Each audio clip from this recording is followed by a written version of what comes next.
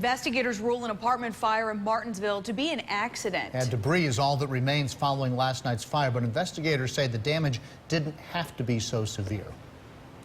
Now, along with ashes, residents and emergency crews are left with some questions about what went wrong. WSLS 10's Coulter Anstat was on scene last night as firefighters battled the flames. He joins us there now live. So, Coulter, what were the issues with fighting this fire?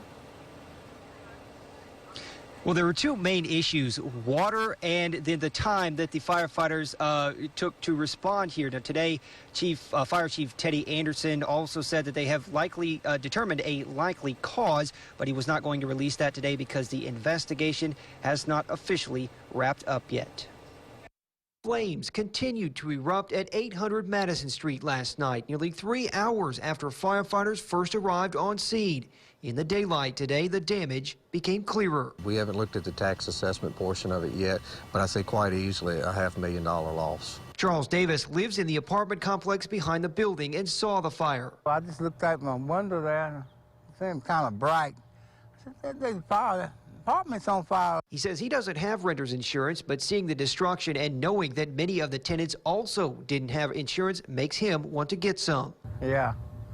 Sure do. Chief Anderson said the building is a total loss, but the damage could have potentially been less if the residents in the apartment where the fire started had called 911 immediately instead of trying to put the fire out themselves. If you have a situation like this, a fire breaks out, we understand the concern, but we're more concerned about you and your family. Just get out, call 911 from the outside. Firefighters had trouble getting enough water to fight the fire. The building sits at one of the highest points in the city, and the city's aging water system only has enough power to supply the hydrants with 250 gallons a minute.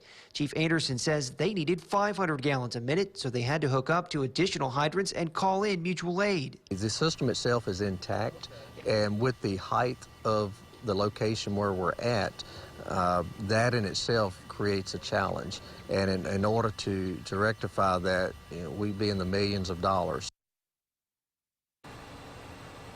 Chief Anderson also said that it could be early next week before the fire department is able to work with the insurance company on this fire. Live in Martinsville, Coulter Anstat, WSLS 10.